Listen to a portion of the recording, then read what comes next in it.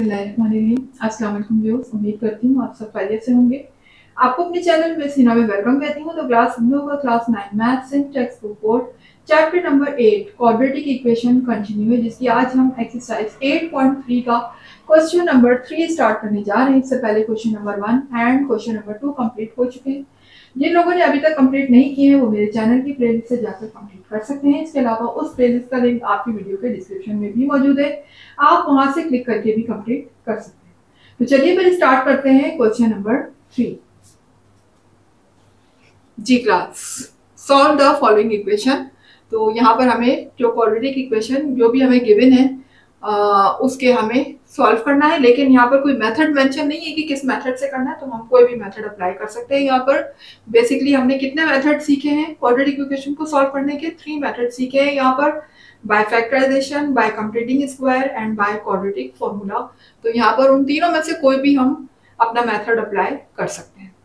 जी class, लेकिन method apply करने से पहले हमें ये देखना होगा कि ये जो इक्वेशन हमें गिवन है, क्या ये क्वाड्रेटिक इक्वेशन है, क्या इसके राइट साइड पर 0 है, क्या ये क्वाड्रेटिक इक्वेशन की स्टैंडर्ड फॉर्म है। ये तमाम चीजें चेक करने के बाद ही हम कोई मेथड अप्लाई कर सकते हैं। तो देखिए यहाँ पर राइट साइड पर 0 है, ये बात तो ठीक है, क्वाड्रेटिक इक्वेशन में होता है, लेकिन क्वाड्रेटिक इक्वेशन की हाईएस्ट पावर जो होती है वो क्या होती है? Highest power square. लेकिन इसकी हाईएस्ट पावर क्या है? 4 है। तो ये क्वाड्रेटिक तो है, लेकिन ये बाय क्वाड्रेटिक है, ठीक है। हमें इसे सिंपल क्वाड्रेटिक इक्वेशन में चेंज करना है, क्योंकि हम जो भी मेथड अप्लाई करेंगे वो सिर्फ क्वाड्रेटिक इक्वेशन पर ही अप्लाई होता है, ठीक है ना। जिसकी हाईएस्ट पावर लाजमी क्या होनी चाहिए? स्क्वायर ही होनी चाहिए। तो हमें यहाँ से 4 पावर को किसी भी तरह से किस में कन्वर्ट करना है? हाईएस्ट पावर स्क्वायर में। उसके लिए हम ये कर सकते हैं कि यहाँ पर इसकी जो x की पावर है 4, इसको हम ब्रेक कर सकते हैं 2 मल्टीप्लाई बाय 2 में। तो 2 को जब हम 2 से मल्टीप्लाई करेंगे अगेन मेरी पावर 4 आ जाएगी। लेकिन क्लास अब अगर मैं यहाँ पर होल स्क्वायर लगाती हूँ तो 12 किसी भी नंबर का परफेक्ट स्क्वायर नहीं है। 12 किसी भी नंबर का परफेक्ट स्क्वायर नहीं है, तो लिहाजा हम होल स्क्वायर नहीं कर सकते। 12 को तो हम एज इट इज कॉपी करेंगे और हम जो पावर 4 है इसको हम ब्रेक करेंगे सिर्फ और सिर्फ x के लिए, ठीक है। यानी मैं यहाँ पर सिर्फ x को इस तरीके से ब्रेक कर सकती हूँ, 12 को हम अलग रखेंगे, ठीक है। आगे देखिएगा, 11 x square plus 2 is equal to 0।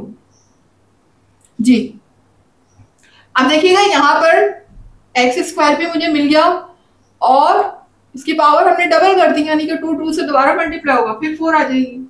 लेकिन हम कम से कम हाईएस्ट पावर स्क्वायर में ले आए हैं, लेकिन अभी भी ये क्वाड्रेटिक फॉर्म नहीं होगी, क्योंकि यहाँ पर डबल पावर लगी हुई है। जो क्वाड्रेटिक इक्वेशन होती है उसमें डबल पावर भी नहीं चाहिए, हाईएस्ट पावर 4 भी नहीं चाहिए, सिर्फ क्या चाहिए? Highest power square.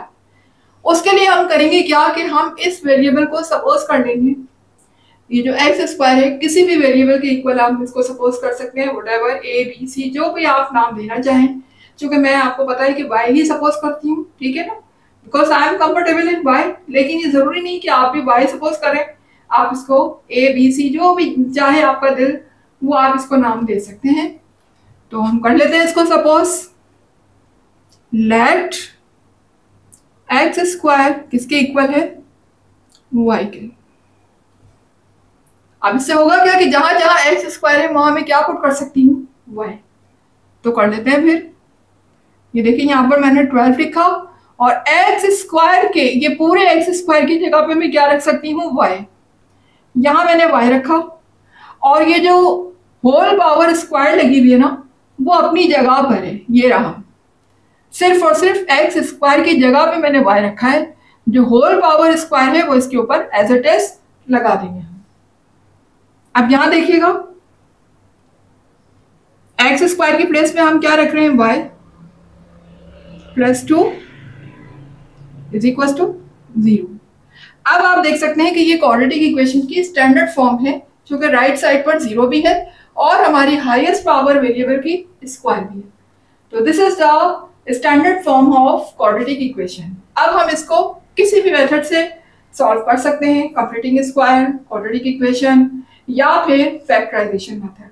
क्योंकि मुझे फैक्टराइजेशन मेथड पसंद है जल्दी सॉल्व हो जाता है, ठीक है ना, और अच्छा मेथड है, मुझे वो पर्सनली बहुत ज़्यादा अच्छा लगता है, तो मैं उसी से सॉल्व करती हूँ। लेकिन ये ज़रूरी नहीं है, अगर किसी को मिडिल टर्म ब्रेक करना या फैक्टराइजेशन करना मुश्किल लगता है तो बाय क्वाड्रेटिक फॉर्मूले से भी सॉल्व कर सकता है। और क्वाड्रेटिक फॉर्मूला किस तरह अप्लाई होता है, इसकी पूरी एक्सरसाइज हम 8.2 कर चुके हैं, उसमें मैंने बहुत डिटेल में क्वाड्रेटिक फॉर्मूले को अप्लाई करना सिखाया है, तो आप वहां से देखकर उस मेथड को यहाँ पर अप्लाई कर सकते हैं। ठीक है, मैं यहाँ पर फैक्टराइजेशन मेथड से इसको सॉल्व करने जा रही हूँ, तो देख लीजिएगा।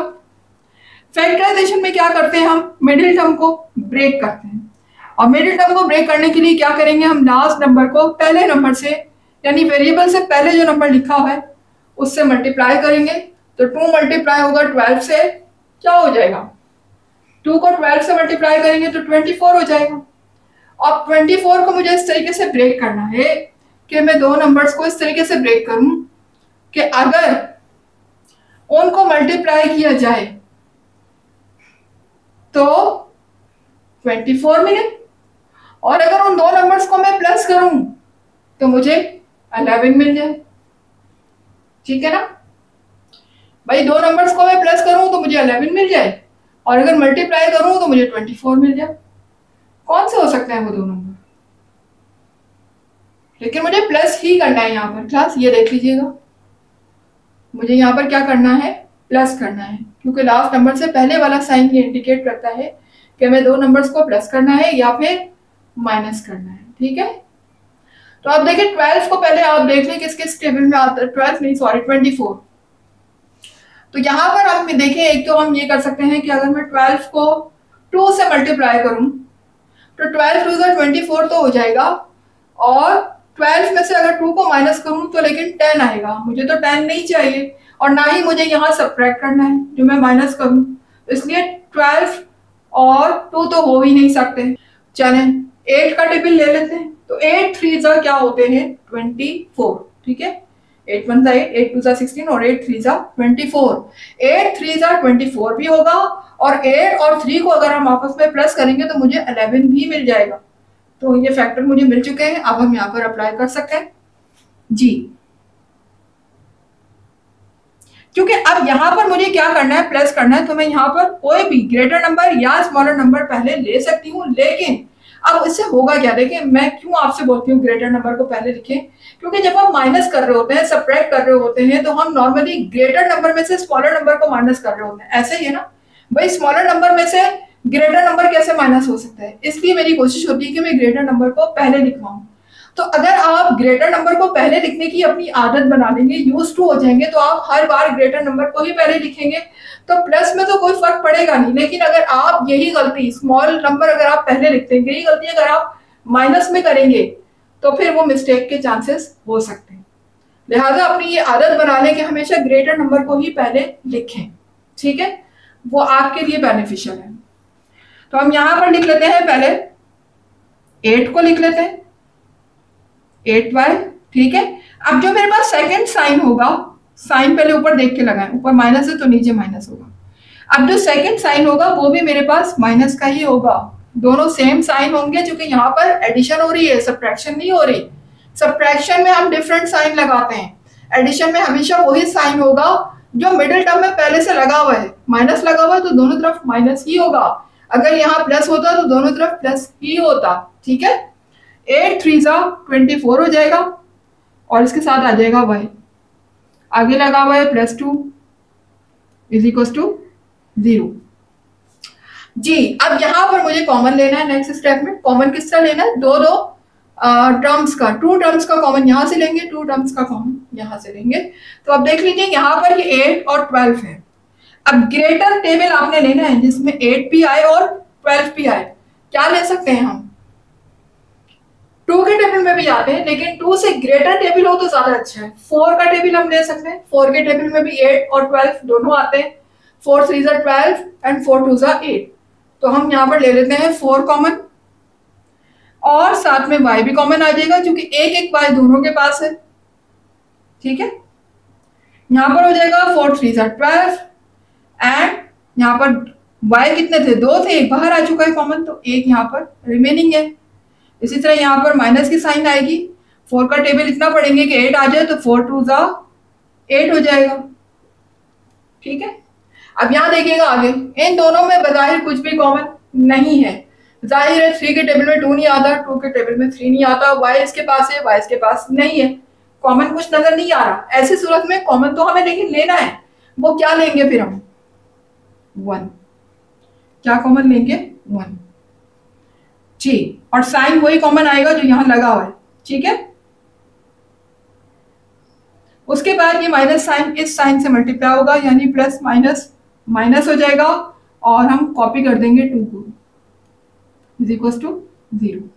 अब आप देख सकते हैं कि ये ब्रैकेट इस ब्रैकेट दोबारा कॉमन आ चुकी है, जो कि मिडिल टर्म ब्रेक की फर्स्ट कंडीशन ही यही है कि ये ब्रैकेट आपस में सेम आने चाहिए, जो कि आ रहे हैं। अगर ये ब्रैकेट इस ब्रैकेट पे सेम नहीं आती, इसका मतलब आपने मिडिल टर्म ब्रेक जो मेथड अप्लाई किया है वो रॉन्ग है, उसको दोबारा से सही करें जी। तो हम ले लेते हैं कॉमन, 3y माइनस 2 कॉमन आ गई ब्रैकेट, अंदर मेरे पास क्या बचेगा 4y, ब्रैकेट तो बाहर आ चुकी है, यहां से भी ब्रैकेट बाहर आ चुकी है, तो यहाँ क्या रह गया सिर्फ -1 इज इक्वल टू 0। अब देखिए दोनों ब्रैकेट मल्टीप्लाई हो रही है और दोनों 0 के इक्वल है, तो हम 1 बाय 1 दोनों को 0 के इक्वल ले लेते हैं, ये भी 0 के इक्वल आ गया और ये भी 0 के इक्वल आ गया। इस तरह से मेरे पास y की 2 वैल्यू आएंगी यहाँ पर, तो यहाँ बीच में कॉमा लगा दिया करें। अभी देखिए यहाँ 2 माइनस से उधर शिफ्ट होने के बाद प्लस हो जाएगा,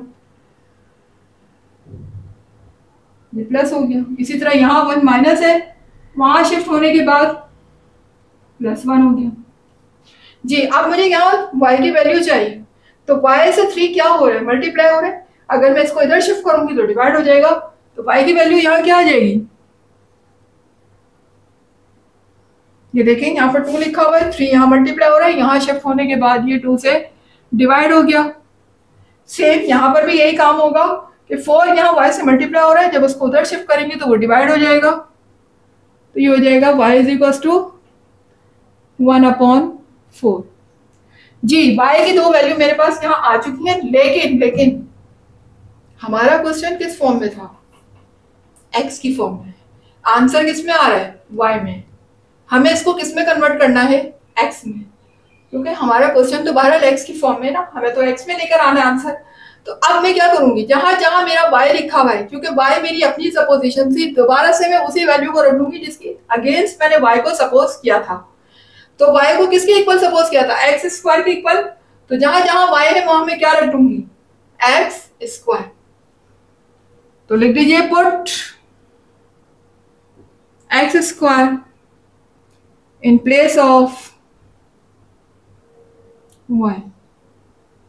ठीक है, जहां जहां y है वहां मैं क्या पुट करूंगी x square, because x square equal है y के, यहाँ y है यहाँ मैंने रखा x स्क्वायर, आगे हो जाएगा 2/3, यहां भी y के इक्वल मैं क्या रख दूंगी x स्क्वायर, आगे हो जाएगा 1/4 जी। फिर भी x में मेरा आंसर आ तो चुका है, लेकिन ये x स्क्वायर की फॉर्म में है, अभी भी मुझे x की फॉर्म में आंसर नहीं मिला, तो मुझे स्क्वायर को क्या करना है रिमूव करना है। स्क्वायर को रिमूव करने का एक ही मेथड, और वो क्या है, taking square root on both side, तो कर देते हैं फिर।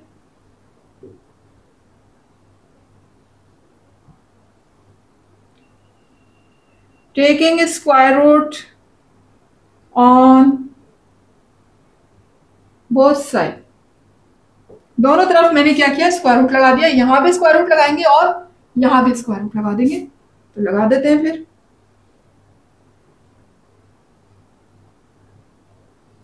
दोनों तरफ यहां भी स्क्वायर रूट ले लिया मैंने और यहां भी स्क्वायर रूट ले लेते हैं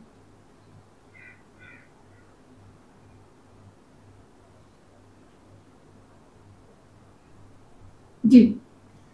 देख सकते हैं अब यहां पर क्या होगा, स्क्वायर से रूट कैंसिल हो गया, अब ये x तो रूट से बाहर आ जाएगा। ठीक है, और इसको मैं इस तरीके से लिख सकती हूँ, देखें ये होल रूट है पूरा, न्यूमिनेटर पे भी डिनोमिनेटर पे भी, तो मैं रूट अलग अलग अप्लाई कर सकती हूँ। देखिए एक साथ भी हम लिख सकते हैं, कोई इशू नहीं है, लेकिन अलग अलग मैं क्यों अप्लाई कर रही हूँ, चूंकि देखिए हमारी बुक के मुताबिक या मैथ्स के रूल के मुताबिक डिनोमिनेटर में हमारा रूट नहीं आनी चाहिए, क्योंकि अगर मैं यहाँ पूरे पे रूट लगाती हूँ तो डिनोमिनेटर पे भी रूट आ रहा है, जबकि डिनोमिनेटर पे हमें रूट नहीं लाना। ठीक है ना। दो चीजें मैथ्स के रूल के खिलाफ है, एक तो आयोटा रूट, आयोटा जो है वो डिनोमिनेटर में नहीं आना चाहिए, इसके अलावा कोई रूट भी डिनोमिनेटर में नहीं आना चाहिए। ठीक है ना। अगर वो आ रहा है तो हम उसको रिमूव करने की कोशिश करते हैं ताकि डिनोमिनेटर में किसी भी तरह से रूट ना आए। तो इस वजह से मैं यहाँ पर क्या करूंगी कि रूट को अलग अलग अप्लाई करूंगी। और फिर आपको पता है कि 2 और 3 किसी भी नंबर का परफेक्ट स्क्वायर तो नहीं है, किसी भी सूरत ये रूट से बाहर तो नहीं आ सकते, और हमें रूट चाहिए भी नहीं डिनोमिनेटर में। तो ऐसी सूरत सिर्फ एक में, इसी सूरत में हो सकती है कि मैं यहाँ पर रूट को अलग अलग अप्लाई कर दूं। तो मैं कर देती हूँ, 2 पर रूट अलग लगाऊंगी और 3 पर रूट अलग अप्लाई करूंगी। ठीक है।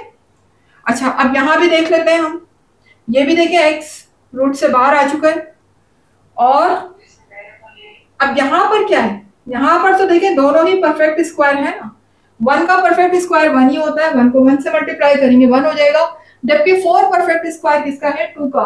तो यहाँ पर तो इजीली मुझे पेयर मिल चुके हैं, यानी मैं 1 को 1 से मल्टीप्लाई कर दूं और 2 को 2 से मल्टीप्लाई कर दूं, तो देख लीजिए दोनों के पेयर बन गए। यहाँ 2 का पेयर बन गया, जबकि ऊपर 1 का पेयर बन गया। अब ये दोनों क्या हो गए, रूट से बाहर आ गए। रूट से बाहर आ जाएंगे तो क्या हो जाएगा, ये 1 हो जाएगा और ये 2 हो जाएगा। ठीक है। और आपको पता है जब ये रूट से बाहर आते हैं तो दो साइन मेरे आते हैं, एक प्लस का दूसरा माइनस का। दोबारा से यहाँ पर आ जाते हैं तो देखिएगा, अब यहाँ पर क्या होगा, नीचे डिनोमिनेटर में रूट आ रहा है और मुझे डिनोमिनेटर में रूट नहीं चाहिए और ना ही 3 का कोई पेयर बन सकता। तो अब मैं ये करूंगी, ऐसी सूरत में अब हमारे पास सिर्फ और सिर्फ एक ही रास्ता होता है, एक ही मेथड है, और वो ये है कि जो ये डिनोमिनेटर में √3 लिखा हुआ है ना, मैं इसी से इसको मल्टीप्लाई भी करवा दूंगी इक्वेशन को और डिवाइड भी करवा दूंगी। कैसे, देखिएगा,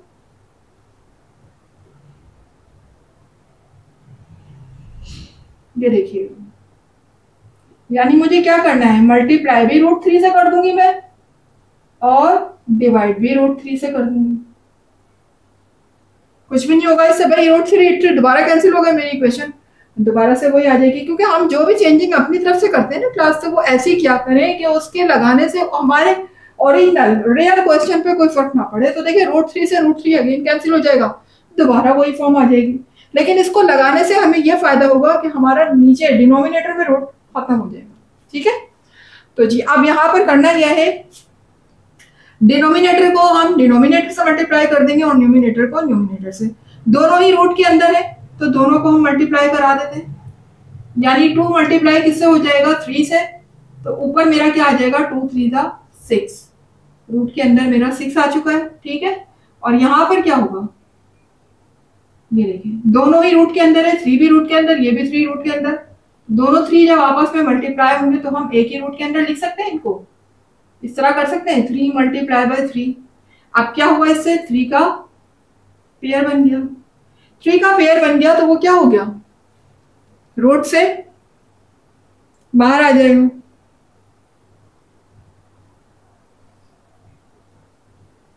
ये 3 रूट से बाहर आ गया। अब आप देख सकते हैं, देखिए डिनोमिनेटर में हमने रूट को रिमूव कर दिया है, यही हमारा मकसद है ना कि डिनोमिनेटर से रूट हट जाए, तो वो हमने हटा दिया है। अब चूंकि ये पेयर बन चुका है, रूट से बाहर आ चुका है, तो आपको पता है जब भी पेयर बनने के बाद रूट से बाहर आता है तो हम दो साइन का यूज करते हैं, एक प्लस का दूसरा माइनस का। जबकि दूसरी वैल्यू जो मेरी आ रही है एक्स की, वो क्या है, x is equal two plus minus 1/2 जी। तो अब हमारा सॉल्यूशन सेट क्या हो जाएगा, सॉल्यूशन सेट मेरा हो जाएगा, अब देखिए मर्जी है, चाहे तो आप इसको पहले लिख लें, चाहे तो आप इसको पहले लिख लें। चले हम रूट को बाद में लिख लेंगे, पहले हम अपने नंबर को लिख लेते हैं, plus minus 1/2 comma √6 plus minus की साइन यहां भी आएगी। ठीक है,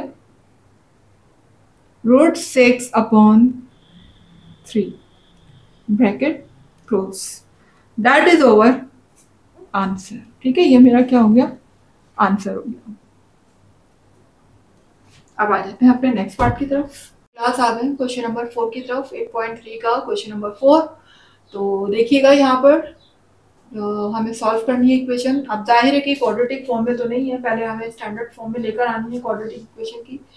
तो लेकिन देखिए यहाँ पर अगर आप देखें तो ये बहुत एक अपॉन में लिखा हुआ है, फ्रैक्शन की फॉर्म में, ये भी फ्रैक्शन की फॉर्म में है। ठीक है क्लास, तो यहाँ पर हम डायरेक्टली सपोज कर लेते हैं इस फ्रैक्शन को। देखिए यहाँ पर 2x + 3 अपॉन x + 1 लिखा हुआ है, अगर आप गौर करें। अब यही चीज यहाँ पर कुछ अपोजिट लिखी हुई है, उल्टी कर दी, यानी x + 1 को ऊपर कर दिया और 2x + 3 को नीचे कर दिया, रेसिप्रोकल हो गई। तो यहाँ पर हम ये कर लेते हैं कि पहले इस वाले फ्रैक्शन को हम सपोज करते हैं किसके इक्वल, y के इक्वल। याद रखिएगा क्लास, वेरिएबल हमेशा वो सेलेक्ट किया करें जो कि यहाँ मौजूद ना हो। अब यहाँ x है, आप भी x ही सपोज कर लें तो वो रॉन्ग होगा। ठीक है ना, आपने इससे हट के कोई वेरिएबल लेना है, कोई भी ले सकते हैं, y x, जो आपका दिल चाहे, y भी ले सकते हैं, m भी ले सकते हैं, a b c d, जो आपका भी चाहे, लेकिन x नहीं लेना। तो मैं यहां पर ले लेती हूं y के इक्वल इस फ्रैक्शन को।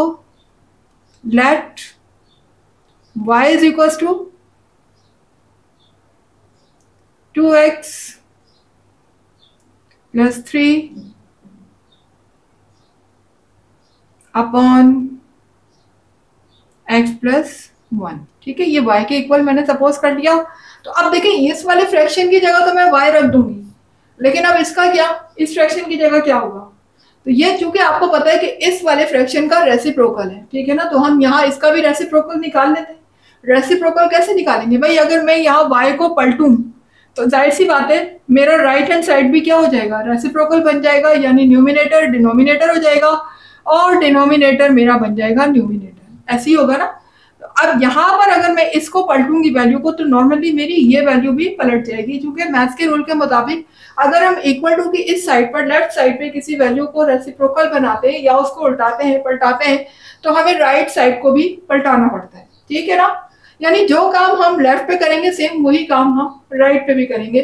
तो अगर मैं यहाँ पर इस वैल्यू को उल्टा करती हूँ, रेसिप्रोकल करती हूँ, तो क्या हो जाएगा, y के नीचे क्या लिखा हुआ है, 1 लिखा हुआ है। जब कोई नंबर नहीं होता तो 1 होता। तो अब यहाँ पर 1 को मैं ले जाऊंगी ऊपर और y को ले आऊंगी नीचे। इसी तरह सेम यही काम मैं यहाँ भी करूंगी, ये जो डिनोमिनेटर में लिखा हुआ है ये ऊपर आ जाएगा और जो न्यूमिनेटर में है ये नीचे आ जाएगा।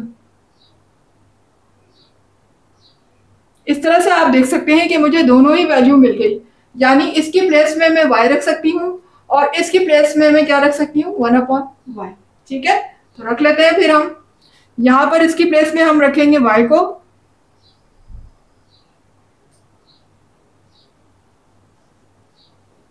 और यहाँ पर जो मेरा लिखा हुआ है 6x + 1 अपॉन 2x + 3, जो कि ये पूरी इक्वेशन है, ये किसके इक्वल है, 1/y के। तो यहाँ आ जाएगा 1/y। ठीक है, आगे जो मेरा लिखा हुआ है वो एज इट इज लिखा रहेगा। तो ये देख लीजिए, हमने इस तरीके से इसको लिख लिया है। अब इसको फर्दर सिंप्लीफाई कर लेते हैं हम। तो ये 6 1 का 6 हो जाएगा, अपॉन में लिखा हुआ है y इज इक्वल टू 7। अच्छा क्लास, अब यहाँ पर देखें अपॉन में y आ रहा है, ठीक है, और क्वाड्रेटिक इक्वेशन में अपॉन में y कभी नहीं होता। ठीक है, अपॉन में हमें y को क्या करना है, रिमूव करना है। कैसे कर सकते हैं क्लास, देखिए यहाँ पर दो मेथड है। या तो आप पूरी इक्वेशन का एलसीएम ले लें, एलसीएम के थ्रू भी डिनोमिनेटर से y गायब हो जाएगा, या फिर आप ये कर सकते हैं कि इस पूरी इक्वेशन को y से मल्टीप्लाई कर दें, क्योंकि जिस चीज को आपने डिनोमिनेटर से रिमूव करना होता है, डिनोमिनेटर से हमने रिमूव किसको करना है, y को, तो उससे से आप पूरी इक्वेशन को क्या कर देंगे, मल्टीप्लाई कर देंगे। दो ऑप्शन है, या तो एलसीएम ले लें या पूरी इक्वेशन को उस नंबर से मल्टीप्लाई कर दें जो डिवाइड की फॉर्म में लिखा हुआ है। तो I think second option is the best, क्योंकि एलसीएम बाद बच्चों को नहीं भी समझ आ रहा होता, किसी को मुश्किल भी लग रहा होता है, लेकिन मल्टीप्लाई करना तो सबको समझ आएगा। ठीक है, तो बेहतर है कि आप पूरी इक्वेशन को किससे मल्टीप्लाई कर दें, y से। तो मैं लिख देती हूँ यहाँ पर मल्टीप्लाई होल इक्वेशन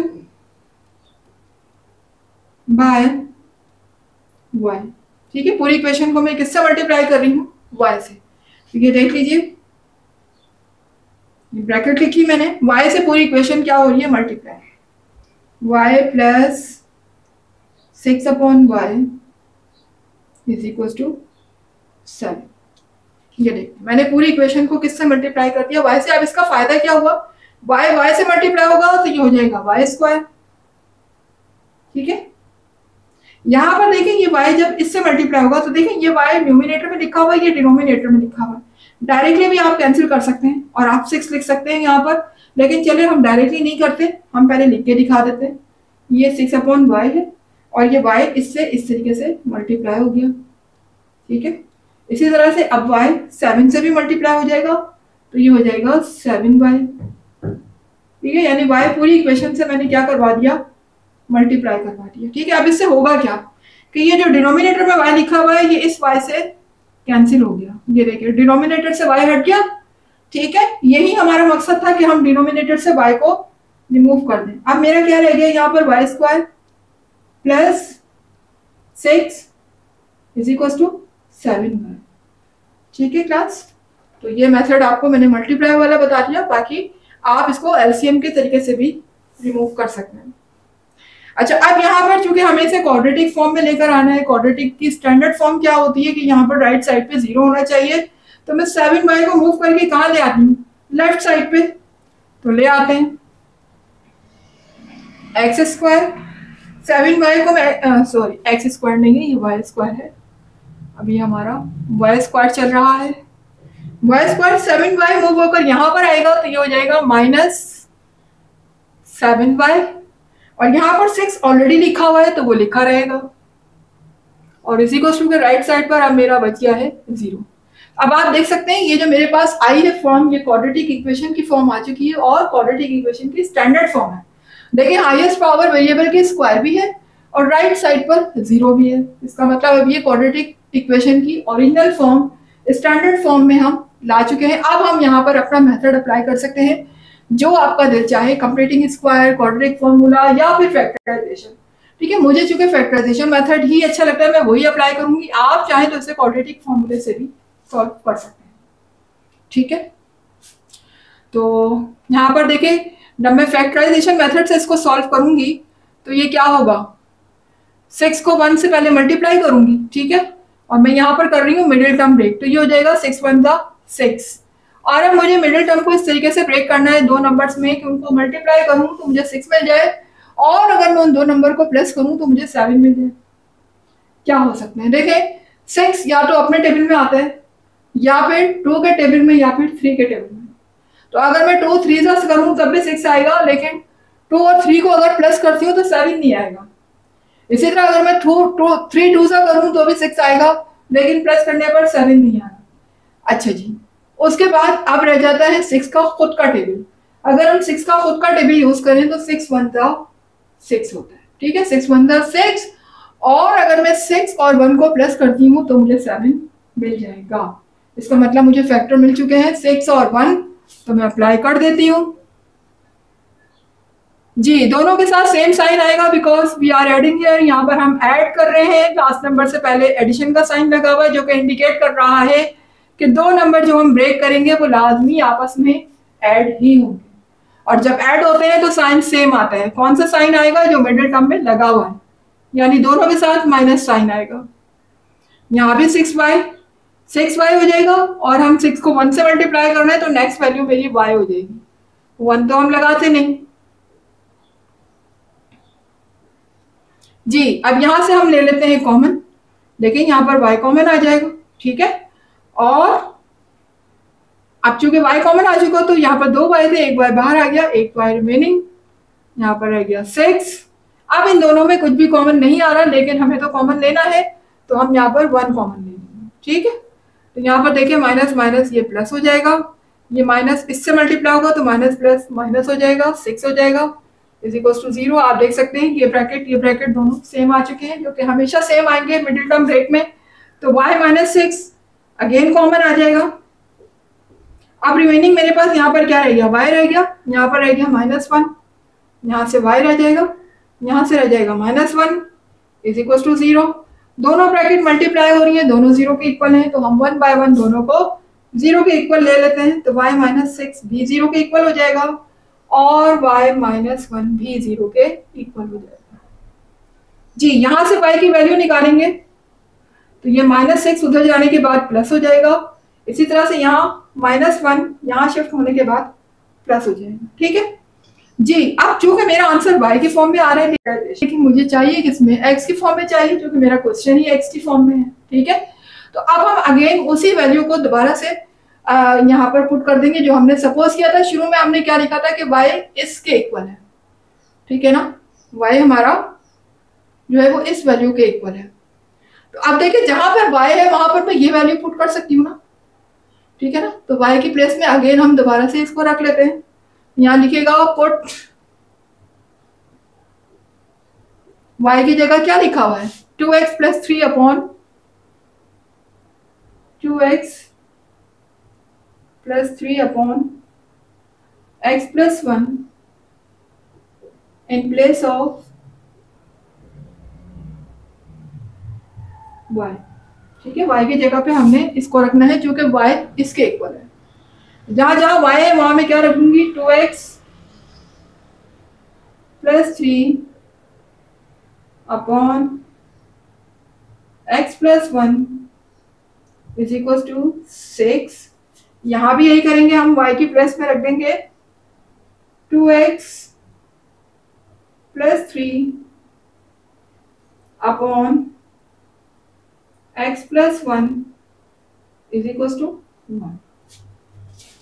जी, अब हम यहाँ पर ये करेंगे, देखें यहाँ पर x + 1 डिवाइड हो रहा है। अगर मैं इसको राइट पे शिफ्ट कर दूं तो यहाँ पर 6 से क्या हो जाएगा, ये मल्टीप्लाई हो जाएगा। तो कर देते हैं हम, ये हो जाएगा 2x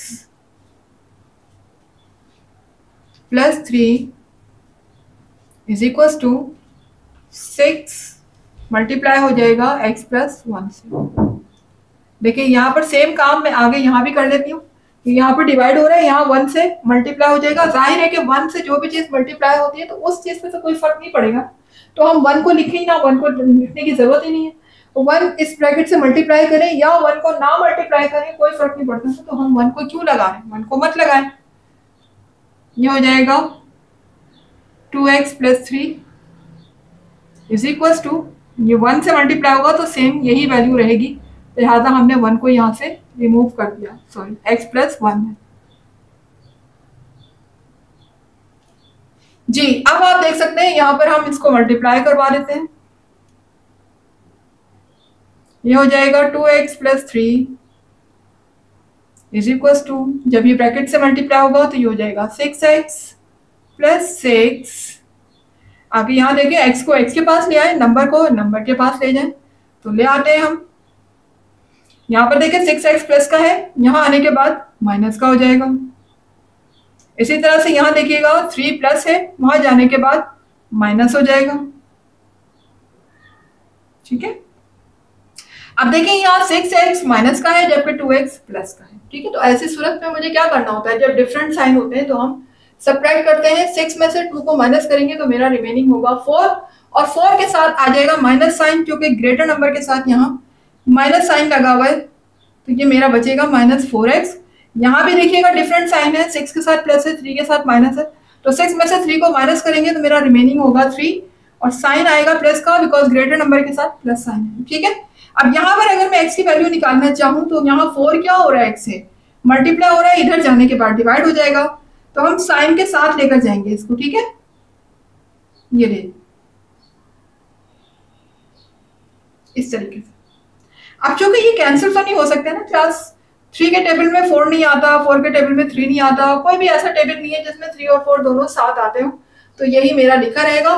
माइनस साइन आप चाहे तो डिनोमिनेटर में लगा रहने दें, चाहे तो आप इसको बीच में लगा दें, सेंटर में लगा दें, मर्जी आपकी। ठीक है, इससे कोई फर्क नहीं पड़ता, एक ही बात है, लेकिन चूंकि बीच में लगा हुआ ज्यादा बेहतर लगता है, इसलिए हम माइनस को यहाँ सेंटर में लगा देते हैं। ठीक है, उसके बाद देखिएगा यहाँ पर भी हम यही काम करेंगे कि x को x के पास ले आते हैं और नंबर को नंबर के पास ले जाते हैं, तो ये x इधर प्लस है, इधर आने के बाद माइनस हो जाएगा। इसी तरह ये 3 प्लस है, उधर शिफ्ट होने के बाद माइनस हो जाएगा।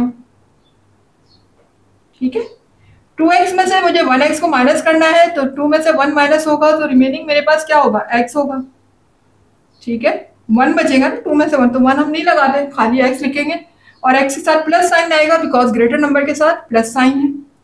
इसी तरह देखिए 1 प्लस का 3 माइनस का दोनों के साथ अपोजिट साइन, सब्ट्रैक्शन होगी, 3 में से 1 को माइनस करेंगे, बचेगा क्या, 2 बचेगा। और 2 किस में से बच रहा है, 3 में से, 3 के साथ साइन माइनस है तो रिमेनिंग नंबर के साथ भी माइनस आ जाएगा। तो यहाँ देखिए x की वैल्यू मेरे पास क्या आ चुकी है, -2, जबकि यहाँ x की वैल्यू आ चुकी है -3/4। तो मेरा सॉल्यूशन सेट क्या हो जाएगा जी, जिसको दिल चाहे पहले लिख सकते हैं, इसको लिखना चाहे इसको लिख दें, इसको लिखना चाहे इसको लिख दें। चले हम पहले होल नंबर को लिख लेते हैं, उसके बाद हम फ्रैक्शन को लिख देते हैं, -3/4 आ जाएगा, ठीक है। लेकिन ये कोई जरूरी नहीं है, अगर आप इसको लिखना चाहें तो पहले इसको भी लिख सकते हैं। बोथ आर राइट, दोनों आंसर ठीक होंगे। तो ये मेरा यहाँ पर आ चुका है आंसर क्लास, और यहाँ पर मेरा क्वेश्चन नंबर 4 हुआ कंप्लीट। उम्मीद है कि क्लास आपको समझ आया होगा, और अगर समझ आ रहा है, वीडियो पसंद आ रही है, कॉन्सेप्ट क्लियर हो रहे हैं और कुछ सीख रहे हैं मेरी वीडियो से, तो फिर आराम से बैठिए नहीं, वीडियो को लाइक करें, चैनल को सब्सक्राइब करके बेल आइकन को जरूर हिट कीजिएगा ताकि हर नई आने वाली वीडियो का नोटिफिकेशन आपको टाइम पर मिलता रहे। इसके अलावा जितना ज्यादा हो सके वीडियोस को शेयर किया करें, अपना कमेंट भी जरूर दिया करें कि वीडियो कैसी लग रही है। मुझे दीजिएगा इजाजत, इंशाल्लाह मिलते हैं नेक्स्ट वीडियो में नेक्स्ट क्लास के साथ। जब तक के लिए अल्लाह हाफिज।